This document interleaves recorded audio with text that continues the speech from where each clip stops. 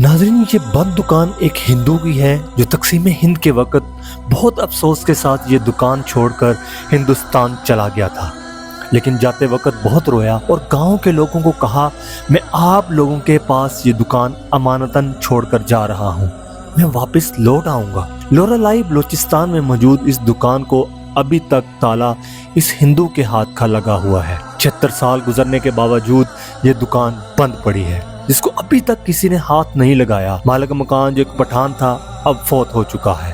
اس نے اپنے بچوں کو وصیت کی تھی کہ اس دکان کا تالا کبھی نہیں توڑنا، یہ ایک ہندو کی امانت ہے جو واپس آنے کا بول کر گیا ہے۔ یہ دکان ایک مسلمان کے پاس امانت رکھوائی ہے اور میں نے اس ہندو کو زبان دی تھی کہ یہ دکان تمہارے آنے تک بند رہے گی۔ مالک مکان کی اولاد آج تک بھی اس تالے کو ہاتھ نہیں لگاتی، حالانکہ انہیں معلوم ہے کہ ہندو اب اس دنیا میں نہیں رہا، لیکن وفا کی یادگار کے طور پر ابھی تک یہ دکان ہندو کے ساتھ ایک مسلمان کے وعدے کی یادگار اور پٹھان کے عہد وفا کی علامت ہے۔